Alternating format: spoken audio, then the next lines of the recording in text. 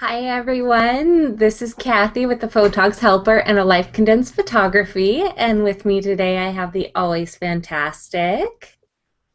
I'm Denise and I'm stationed out of Las Vegas, Nevada.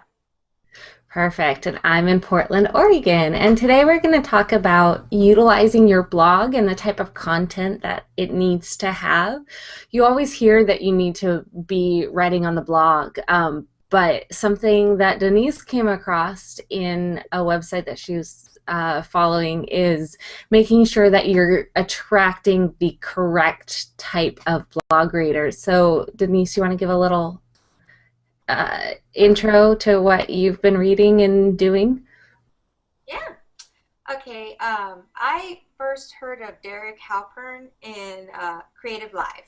He was doing a program with Lewis Holmes, and so he went on there to talk about blogs and websites and stuff. And since then, I've been following his blog. It's very interesting. Socialtriggers.com.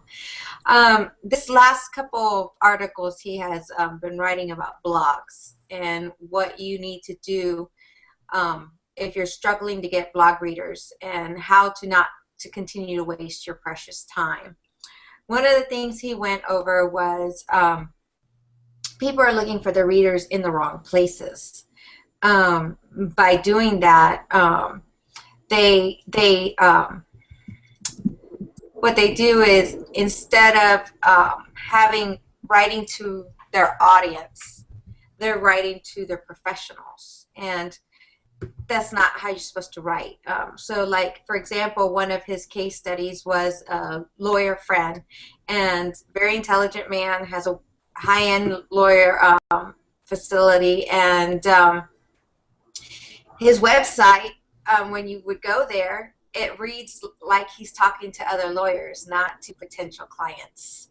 So, Yeah, if I was to go across that, I'd be like, oh, look, I'm not a lawyer. Next, moving on. Just like you put, exactly, yeah. exactly. So that's one of the things he had us do an exercise where are you looking for the why you want other people to send you readers. The other one was, are you looking for readers in the wrong places? And the final one was that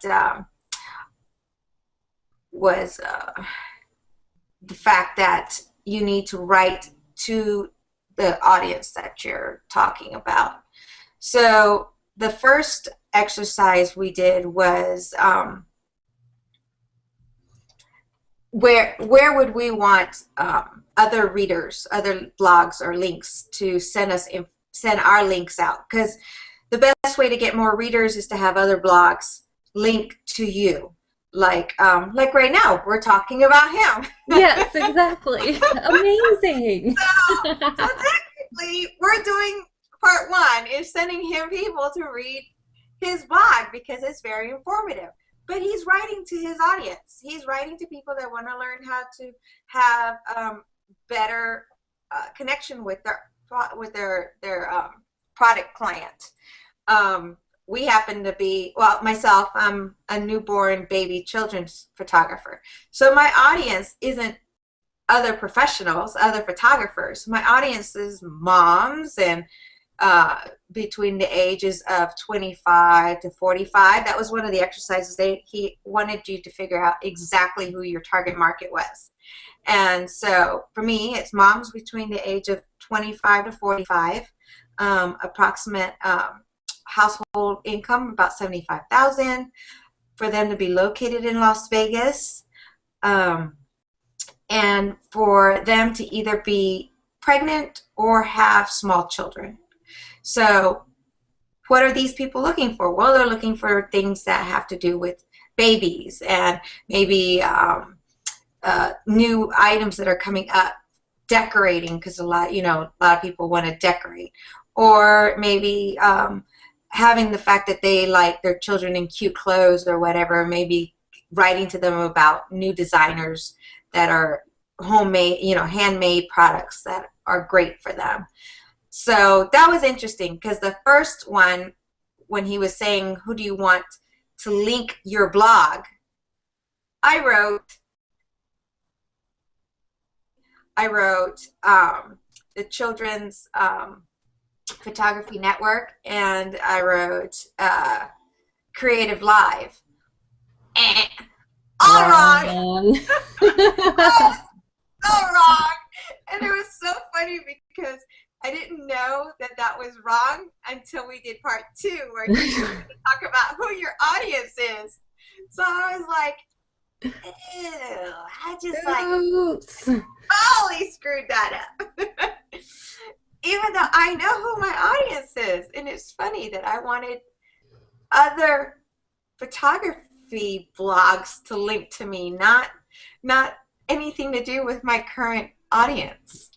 Yeah, And I've noticed that that tends to be a common occurrence, and I think part of it is that because there's a very low cost of entry, you don't need to have an official certificate that says, "Hey, I'm a professional photographer," and you don't need anything like that says that we're professional.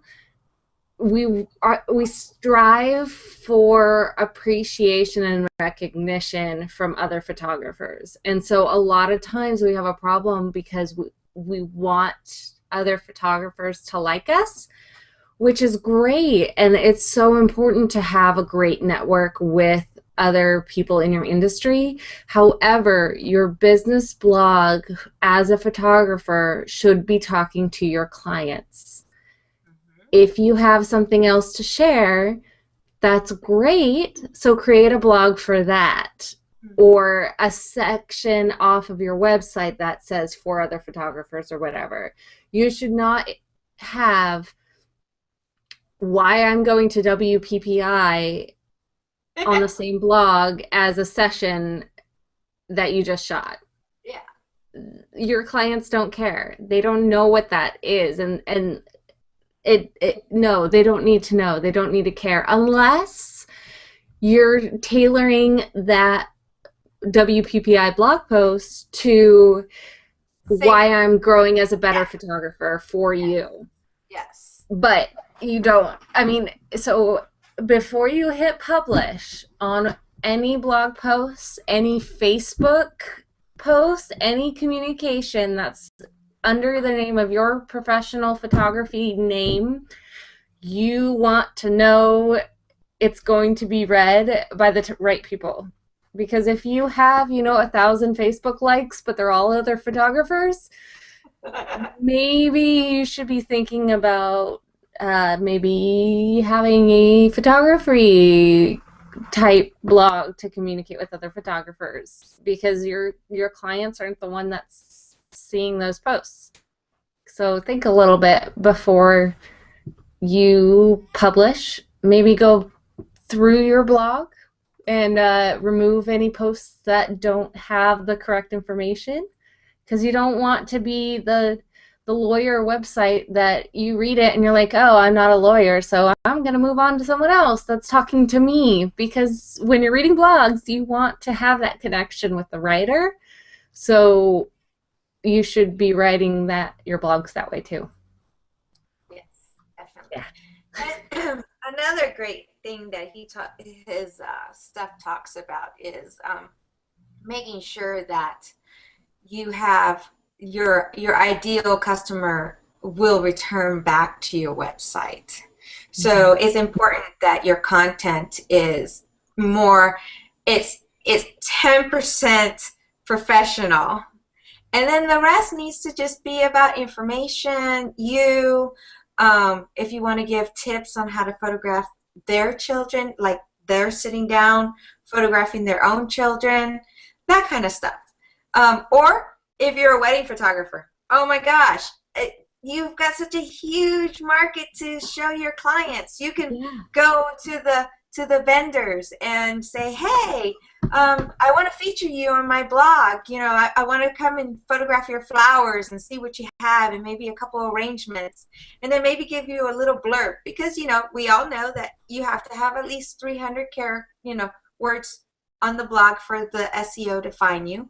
and then that you link back to them, and then they link to you, and you've got link backs, which is great for your SEO, and you're building relationships. And so the next time that florist, someone's talking and says, hey, I need a photographer, that florist will go, hey, you know something, this I photographer have came someone over. for you. Yes, Yeah. exactly. Yes. So yeah, it's important to network and it's important to communicate with others, but you got to be talking to the right people. Hmm. So if you want to join us in, or join me in taking the steps that Daryl Halpern is doing, go visit him at socialtriggers.com. And as a matter of fact, he put up a new blog post in reference to the blog assignments today. So, Yay. So we will have links to social triggers in the comments on the video as well as on our blog. Let us know what you think if you have any questions. Next week, we're going to be talking about the next section of Robert Greene's Mastery book. And we want to know what you want to talk about. If you want to be a guest chatting with us, join us in the hangout. We'd love to have you. Send us an email, Kathy at thereallifephotographers.com or Denise at thereallifephotographers.com. Remember, this is for you. We're talking to you. You are our target market. So look at that. So we'll talk to you later, and I hope you have a wonderful week. Bye. and Oh. bye.